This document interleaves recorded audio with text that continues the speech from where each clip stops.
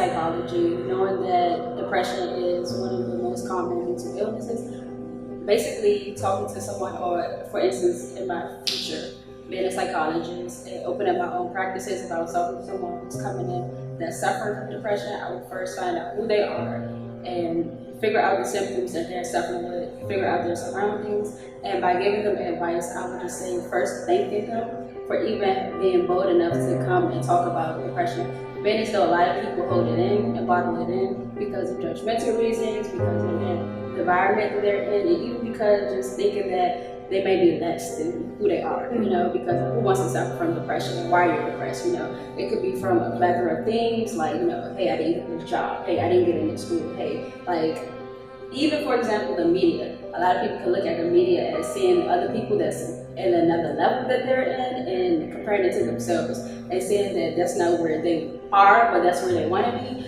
And I would tell my patient that first, like, let's find out some goals that you can set, and let's try to, you know, isolate yourself from being in the environmental situation that you're in now to do better. Let's even start with something small, like maybe doing yoga classes, like maybe even exercising. Hey, maybe even praying on a spiritual level, because I would also want to practice in a spiritual, you know, aspect of people, because I'm very spiritual, so I would definitely tell them to stay close to God, you know, and keep the positivity around them as far as their family, and isolate those who aren't, you know, just to love themselves, and even just being able to just vent and having a listener that will just listen, even if they don't give you advice, but just being able to listen to somebody. I think that's very important for people that, you know, suffering from depression. See, because for me, if I take it back, can I take it back for you real quick? Okay, for depression, I had gotten into 3 accidents, and then I also went to a concert in New York, the title concert with Jay-Z, and I fell down the steps in my heels, like all the way at the bottom, and I blacked out.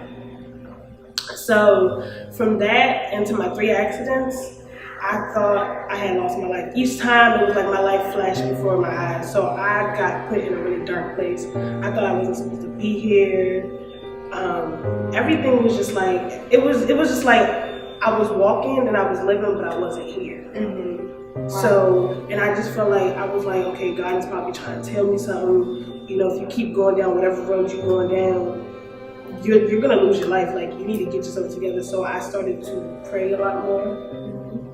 I started to talk to people, went to church even more, because I'm not gonna lie, I did start to segue away from going to church, and you know, when your life gets just a little too busy and you forget.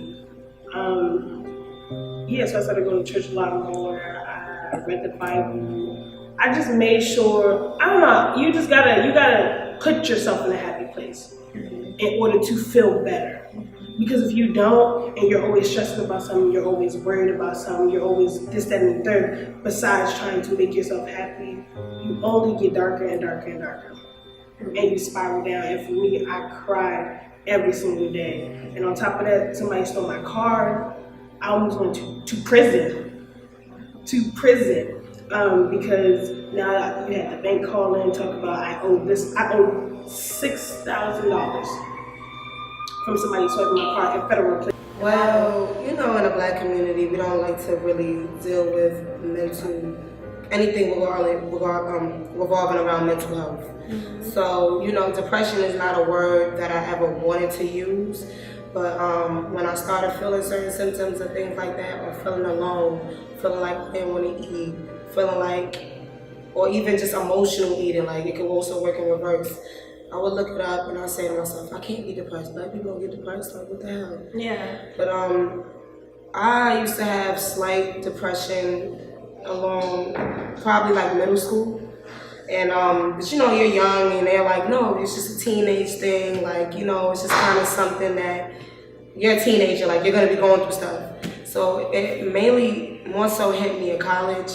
My freshman year of college, you know, this is a new place and everything like that. I was going through a lot of financial issues, a lot of personal issues, spiritual issues that I felt like I didn't have too many people to talk to about. And that's really what triggers it when you feel like you can't talk to somebody about it. So yes, there are people saying that they will listen to you and hear you out, but when you're going through depression, like even that's not enough for you. You know what I mean? Yeah. It's not enough for somebody to say like, oh, I'm gonna listen to you, things like that. Or black people love to say, let's pray. And yes, I love Jesus very much, but sometimes like I just couldn't understand why that wasn't enough for me either. Praying for me wasn't enough either after a while. So it would just cause me to self-destruct. I would drink a lot. I would stay up at long periods of time. I would just, feel isolated. I isolate myself. I would go to class and then hurry up and come back in the room. I just didn't want to be seen. I just felt like I didn't belong.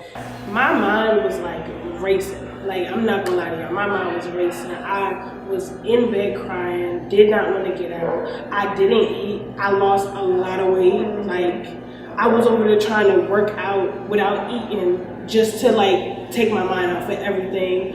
I almost passed out a couple of times. I almost threw up a couple of times. I wasn't going nowhere. I was to myself, literally to myself. Even around my family, I was to myself. And they were trying to help me, they just could not help me because there was nothing. I mean, unless you want to get out of it, unless you're really confident, like you can really make it, you're not really going to get out of it. It's something like, really within self. Yeah, and you gotta relearn to love yourself again. Yeah. Because at the same time you start falling out of love with yourself, you're like, I'm not worth nothing, I'm not this, that, and the third. So, and that's where I was. Like, I was just like, everything bad is happening to me. I've never been, you get depressed, but you don't get depression. Like, you don't get that. And like, it's like, unless you go through that, nobody will ever understand. Yeah. Because to sit there in your mental state is like, I kind of don't want to be here no more. Yeah. Yeah. That's real. And it's serious. And you don't ever want nobody else to feel like that. Yeah. So for me, that was just me. I stayed in bed, I cried, I tried to exercise without eating. I wasn't eating daily, like I wasn't eating. Weeks would go by, I wasn't eating. It just starts to like eat you up. And it's like, it's something that I sometimes deal with still, but I always remind myself that obviously there's a reason that I'm still here, you know what I mean? And that's what depression does. That's why it kind of works hand in hand with anxiety. Yeah. Because when you're not feeling one, you feel the other, and vice versa. Yeah. But just coping, like, I can honestly say I haven't had a depressive meltdown in probably almost like 6 to 8 months. I'm very happy. I was able to just find myself through everything. I've realized that not that there's nothing to be depressed for, but like I just started thanking God, or just looking at my situation, like what I came from and where I am now. And I don't want to be in a depressive state where I don't want to talk to my mom, where I don't want to talk to my family. It starts to affect the relationships you build with people, because then people don't know how to talk to you. People don't know what to say to you. People get scared. People don't want you to, God forbid, take your own life. You know what I mean?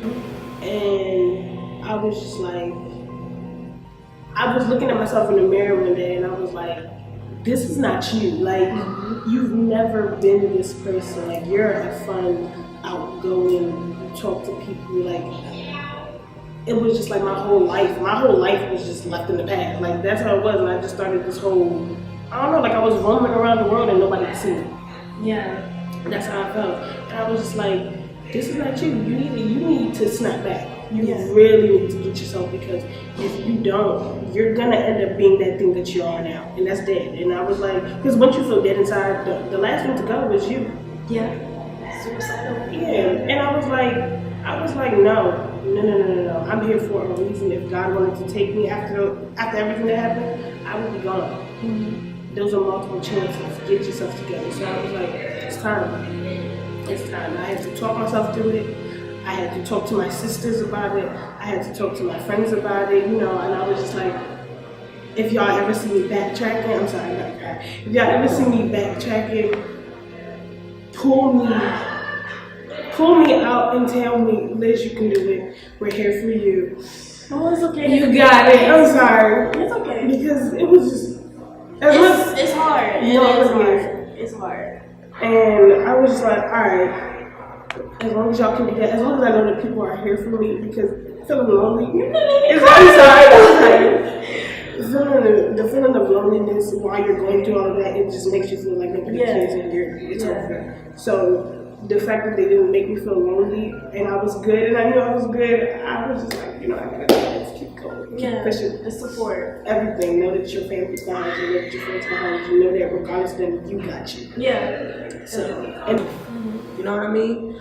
But just in terms of coping, like I just really a lot of fucking breathing, honestly. Like sometimes people think like you breathe on a regular. Do you really breathe? Do you really sit here and just look at life and just breathe inside and out and just literally just thank God for everything, regardless if it's good or bad, you know what I mean? And like, I just said to myself that I was gonna clear my head. I didn't want to be in a depressive state. It's not who I am. It eats you up. It's another person. You, when you're depressed, is literally not you when you're not depressed. It's ugly. It's an ugly person. It's a person that doesn't want to be around nobody. It's a person that no matter if it's any positive energy around, they don't want no positive energy. You don't want that. It's a fucking monster. And when I thought of depression as a monster, because sometimes you get depressed and you get so comfortable with it. You're like, well, I'm depressed and that's it. And there's nothing you can do about it. But that's false. It's everything you can do about it. You want to better yourself and look at the future you will have. When you have a better mindset, that's when everything starts to change. That's when the fucking sun comes out and like the birds chirp and shit like that. Like that's when everything starts to come to life. And like I'm very happy that I'm able to say that I'm not depressed anymore. I'm not. I'm happy. When things go wrong, I don't take it as hard as I used to take it. I just sit back and think about, okay, what can I do to prevent it, or what can I do to get myself through it, as opposed to just let it go. well, I'm happy you're still here and you didn't let it get you out. You don't want to get to a point, because people that suffer from depression, it shouldn't be taken lightly.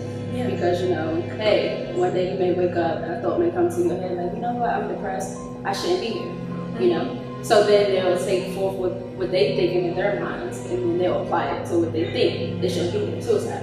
And that's something that we would want the community and people to not do or partake in. And another thing that I would just tell my clients is that never hold back what you feel.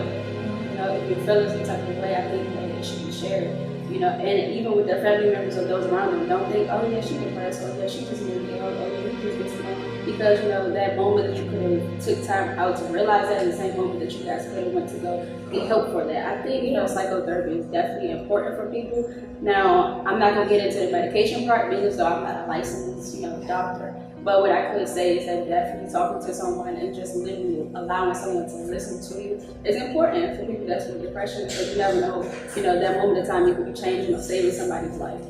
So that's the advice that I would give to, those who suffer from depression. Like, never give up, never be afraid. Definitely always, speak your mind and how you're feeling. Because, you never know when it could have saved a life or changed. That's good advice.